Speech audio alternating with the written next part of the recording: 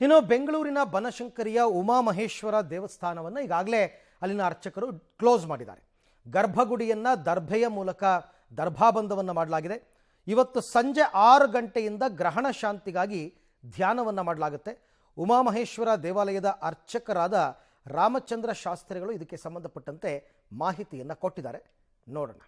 ರಾಹುಗ್ರಸ್ತ ಚಂದ್ರಗ್ರಹಣದ ಹಿನ್ನೆಲೆಯಲ್ಲಿ ಬನಶಂಕರಿಯ ಉಮಾಮಹೇಶ್ವರ ದೇವಾಲಯವನ್ನು ಈಗ ಬಂದ್ ಮಾಡಲಾಗ್ತಾ ಇರುವಂಥದ್ದು. ಅಂದರೆ ದರ್ಬೆಯನ್ನು ಇಟ್ಟು ದೇವಾಲಯ ಅಂದರೆ ಗರ್ಭಗುಡಿ ಏನಿದೆ, ಗರ್ಭಗುಡಿಯನ್ನು ಈಗ ಮುಚ್ಚುವಂಥ ಕೆಲಸ ಇನ್ನೇನು ಕೆಲವೇ ಕ್ಷಣಗಳಲ್ಲಿ ಆಗುತ್ತೆ. ಸಂಜೆ 6 ಗಂಟೆಯ ನಂತರ ಏನದು ಅಂದರೆ ಗ್ರಹಣದ ಟೈಮ್ ಏನು ಹತ್ರ ಬರ್ತಾ ಇರುತ್ತೆ, ಆ ಸಂದರ್ಭದಲ್ಲಿ ಧ್ಯಾನಕ್ಕೆ ವ್ಯವಸ್ಥೆಯನ್ನು ಕೂಡ ಮಾಡಲಾಗಿರುವಂಥದ್ದು. ಈ ಆವರಣ ಏನಿದೆ, ಗರ್ಭಗುಡಿಯನ್ನು ಹೊರತುಪಡಿಸಿ, ಅಂದರೆ ಗರ್ಭಗುಡಿ ಸಂಪೂರ್ಣವಾಗಿ ಬಂದಿರುತ್ತೆ, ಅದನ್ನು ಹೊರತುಪಡಿಸಿ ಈ ಆವರಣದಲ್ಲಿ ಭಕ್ತಾದಿಗಳಿಗೆ ಧ್ಯಾನ ಮಾಡೋದಕ್ಕೆ ವ್ಯವಸ್ಥೆಯನ್ನು ಮಾಡಲಾಗುತ್ತೆ. ಎಲ್ಲರೂ ಕೂಡ ಬಂದಿಲ್ಲಿ ಧ್ಯಾನದಲ್ಲಿ ಪಾಲ್ಗೊಳ್ಳಬಹುದು. ಆ ವ್ಯವಸ್ಥೆಯನ್ನು ಮಾಡಲಾಗಿರುವಂಥದ್ದು. ಗ್ರಹಣ ಮುಗಿಯೋವರೆಗೂ ಕೂಡ ಇಲ್ಲಿ ಭಕ್ತಾದಿಗಳು ಬಂದು ಧ್ಯಾನ ಮಾಡುವಂಥ ಇದಕ್ಕೂ ಕೂಡ ಓಪನ್ ಇರುತ್ತೆ. ದೇವಾಲಯ ಓಪನ್ ಇರುತ್ತೆ, ಅದರ ಗರ್ಭಗುಡಿಗಳು ಸಂಪೂರ್ಣವಾಗಿ ಬಂದಿರ್ತವೆ. ಇನ್ನು ಇದಕ್ಕೆ ಸಂಬಂಧಪಟ್ಟಂತೆ ರಾಮಚಂದ್ರ ಶಾಸ್ತ್ರಿಗಳಿದ್ದಾರೆ, ಅವ್ರನ್ನ ನಾನು ಮಾತನಾಡಿಸ್ತಾ ಹೋಗ್ತೀನಿ. ಅಂದರೆ ಏನೆಲ್ಲ ಸಿದ್ಧತೆಗಳನ್ನು ಮಾಡ್ಕೊಂಡಿದ್ದಾರೆ ಮತ್ತು ಏನು ಇವತ್ತಿನ ಕಾರ್ಯಕ್ರಮಗಳು ಅನ್ನುವಂಥದ್ದು. ಗುರುಗಳೇ ನಮಸ್ಕಾರ.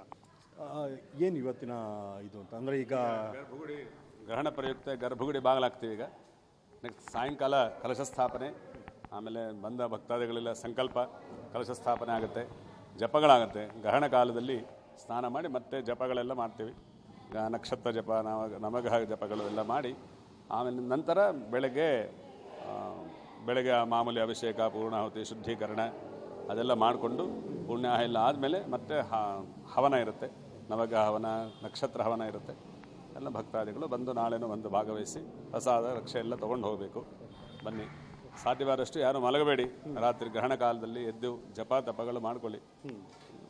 ಅವರ ಮನೆಯಲ್ಲಿದ್ದರೆ ತುಂಬ ಒಳ್ಳೆಯದು, ಕ್ಷೇಮ. ಯಾಕಂದರೆ ಒಂದು ಕಡೆ ಬಂದಾಗ ಗ್ರಹಣ ಮುಗಿಯೋವರೆಗೂ ಹೊರಗಡೆ ಹೋಗಬಾರ್ದು, 3.5 hours.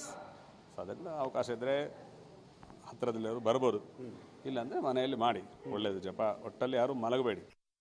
ಗರ್ಭಗುಡಿ ಮಾತ್ರ ಬಂದಿರುತ್ತೆ ನಾಳೆ ಬೆಳಗ್ಗೆವರೆಗೂ, ದೇವಾಲಯ ಓಪನ್ ಇರುತ್ತೆ. ದೇವಾಲಯ ಓಪನ್ ಇರುತ್ತೆ. ಈ ಪ್ರಾಂಗಣ ಏನಿದೆ ಅದು ಓಪನ್ ಇರುತ್ತೆ. ಜಪಗಳಾಗಬೇಕಲ್ಲ, ಅದಕ್ಕೋಸ್ಕರ ಓಪನ್ ಇರುತ್ತೆ. ಮಿಕ್ಕಿದ ಟೈಮಲ್ಲಿ ಗರ್ಭಗುಡಿ ಎಲ್ಲ ಬಾಗಿಲಾಗಿರುತ್ತೆ. ಅಂದರೆ ಆಹಾರ ಸೇವನೆ ಮಾಡಬೇಕಾ, ಅದು ಥರದ ಡೌಟ್ ಇರುತ್ತೆ, ಅದ್ರ ಬಗ್ಗೆ. ಆಹಾರ ಸೇವನೆ ಇರುತ್ತೆ. ಮಧ್ಯಾಹ್ನ 12 ಗಂಟೆ ನಂತರ ಯಾರು ಏನು ತಿನ್ನೋಂಗಿಲ್ಲ. 9 ಗಂಟೆ ಕಾಲ ಮಿನಿಮಮ್ ಹೊಟ್ಟೆನಲ್ಲಿ ಏನು ಇರಬಾರ್ದು. ಆ ಕಾಲದಲ್ಲಿ ಜೀರ್ಣ ಆಗಿರಬೇಕು ಪೂರ್ತಿ. ಹಾಗಾಗಿ 9 ಗಂಟೆ ಕಾಲ ಮಿನಿಮಮ್ ಗ್ಯಾಪ್ ಇರಬೇಕು. ಹಾಗಾಗಿ ಇವತ್ತು ಮಧ್ಯಾಹ್ನ 12 ಗಂಟೆಯಿಂದ 12:30 ಒಳಗಡೆ ಮ್ಯಾಕ್ಸಿಮಮ್. ವೃದ್ಧರು, ಸ್ವಲ್ಪ ವಯಸ್ಸಾದವರು, ಬಾಲರು, ಅವರಿಗೆಲ್ಲ 3 ಗಂಟೆವರೆಗೆ ಅವಕಾಶ ಇದೆ. ಅದರಿಂದ 3 ಗಂಟೆ ಒಳಗಡೆ ಸಾಧ್ಯವಾದಷ್ಟು ಆಹಾರ ತೊಗೋಬೋದು. ಸ್ವಲ್ಪ ಅಲ್ಪಾಹಾರ ತೊಗೊಂಡ್ರೆ ತುಂಬ ಒಳ್ಳೇದು, ಜೀರ್ಣ ಆಗಬೇಕಲ್ಲ. ಸೊ ಹೊಟ್ಟೆ ತುಂಬ ಹೊರಗಡೆ ಎಲ್ಲ ತಿಂದೇ ಇದ್ದರೆ ತುಂಬ ಒಳ್ಳೇದು. ಇವತ್ತು ಅಂದರೆ ಏನೆಲ್ಲ ದರ್ಬೆ ಹಾಕಿ ಬಂಧನ ಮಾಡುವಂಥದ್ದು, ಯಾವ ಥರದ ಪ್ರಕ್ರಿಯೆ ಆಯಿತು? ಮಾಮೂಲಿ ದರ್ಭದಲ್ಲಿ ನಮಗೆ ಕುರ್ಚಿ ಮಾಡಿ ಬರ್ತೇವೆ. ಕುರ್ಚಿ ಅಂತ ಮಾಡ್ತೀವಿ, ಅದನ್ನು ಮಾಡಿ ಹಾಕ್ತೇವೆ ಅಷ್ಟೇ. ಇನ್ನು ನಾಳೆ ದರ್ಭ ಬಂಧನ ಇರುತ್ತೆ. ರಾಮಚಂದ್ರ ಶಾಸ್ತ್ರಿಗಳು ಹೇಳ್ತಾ ಇರುವಂಥದ್ದು, ಅಂದರೆ ದರ್ಬೆ ಹಾಕಿ ಇವತ್ತು ಬಂಧನ ಮಾಡಿದ್ದೀವಿ. ಇನ್ನು ನಾಳೆ ಬೆಳಗ್ಗೆ ಗರ್ಭಗುಡಿಯನ್ನು ಓಪನ್ ಮಾಡಿ ಶುಚೀಕರಣ ಮಾಡಿ ನಂತರ ಪುಣ್ಯ ಮಾಡಿ ಏನು ಭಕ್ತಾದಿಗಳು ಬರ್ತಾರೆ ಅವರಿಗೆ ದರ್ಶನಕ್ಕೆ ವ್ಯವಸ್ಥೆಯನ್ನು ಮಾಡಿಕೊಡೋದು 7 ಗಂಟೆಯ ನಂತರ ಆಗುವಂಥ ಪ್ರಕ್ರಿಯೆಗಳದು. ಇನ್ನು ಇವತ್ತು ಈಗ ಗರ್ಭಗುಡಿ ಕ್ಲೋಸ್ ಆಗುತ್ತೆ. ಇನ್ನು ನಾಳೆವರೆಗೂ ಕೂಡ ಗರ್ಭಗುಡಿ ಓಪನ್ ಮಾಡೋದಿಲ್ಲ. ಆದರೆ ಈ ಪ್ರಾಂಗಣ ಏನಿದೆ ಇಲ್ಲಿ ಬಂದು ಧ್ಯಾನ ಮಾಡುವಂಥದ್ದು, ಆ ಥರದ್ದಕ್ಕೆ ವ್ಯವಸ್ಥೆ ಇದೆ. ಯಾರು ಬೇಕಾ ಅಂದರೆ ಸಾಧ್ಯ ಆದವರು ಬನ್ನಿ ಅನ್ನೋ ಥರದ ಮಾತನ್ನು ಕೂಡ ಅವರು ಹೇಳ್ತಾ ಇರುವಂಥದ್ದು. ಒಟ್ಟಾರೆ ಗ್ರಹಣ ಏನಿದೆ, ಗ್ರಹಣಕ್ಕೆ ಎಲ್ಲ ರೀತಿಯಾದಂಥ ತಯಾರಿಗಳಾಗ್ತಿದೆ. ದೇವಾಲಯಗಳು ಬಹುತೇಕ ಮುಚ್ಚುವಂಥ ಕೆಲಸವನ್ನು ಮಾಡ್ತಾ ಇದ್ದಾವೆ. ಕ್ಯಾಮ್ರಾ ಪರ್ಸನ್ ಶರತ್ ಜೊತೆಗೆ ಮಾದೇಶ್ ಆನೇಕಲ್, ಪಬ್ಲಿಕ್ ಟಿವಿ, ಬೆಂಗಳೂರು.